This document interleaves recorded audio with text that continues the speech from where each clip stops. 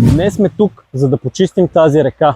Не защото това е добре за реклама, а защото това е проблемът, за който говорехме дълго.